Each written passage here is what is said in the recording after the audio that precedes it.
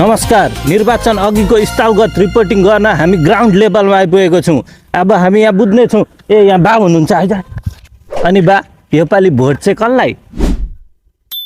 म त जेनजी हो।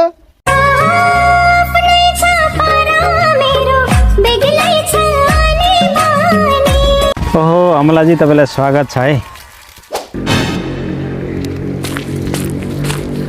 कहाँ तपाईँले काम गरेको यो म गरिहाल्छु नि। खोइ उठ्यो नि त। अरे को हो त हाम्रो ताला फुटाउने? को हो?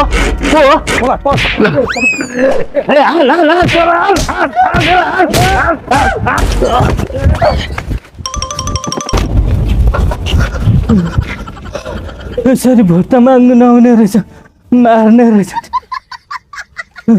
आज हाम्रो अर्को अतिथिको रूपमा बिलेनजी आउनुभएको छ। उहाँलाई कार्यक्रममा स्वागत गरौँ। नमस्कार बिलेनजी, तपाईँलाई कार्यक्रममा स्वागत छ। तपाईँ यत्तिकै पनि कम बोल्नुहुन्छ बिलेनजी। अनि तपाईँको योजना एजेन्डाहरू चाहिँ के छ? कसरी चाहिँ जित्छु जस्तो लाग्छ त योपालि तपाईँलाई?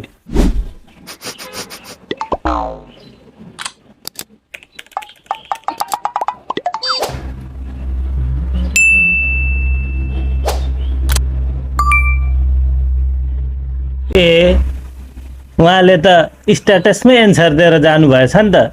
सबैजनाले स्ट्याटसमा चेक गर्नु होला एन्सरको लागि चाहिँ। नमस्कार। जनतासँग साक्षात्कार कार्यक्रममा आज हाम्रो पाहुनाको रूपमा गोलीजी आउनुभएको छ। उहाँलाई कार्यक्रममा स्वागत गरौँ। गोलीजी तपाईँलाई स्वागत छ। धन्यवाद पत्रकार महोदय। अनि यसपालि तपाईँको चुनावको एजेन्डा चाहिँ के छ त्यो सुनाइदिनुहोस् न त।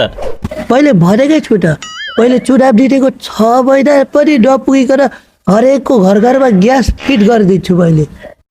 अनि हरेक चुनावमा तपाईँको एजेन्डा यही हुन्छ? जहिले जनता झुक्क्याएर हुन्छ त नेताज्यू यसरी? तपाईँले के भन्न खोज्नु भएको?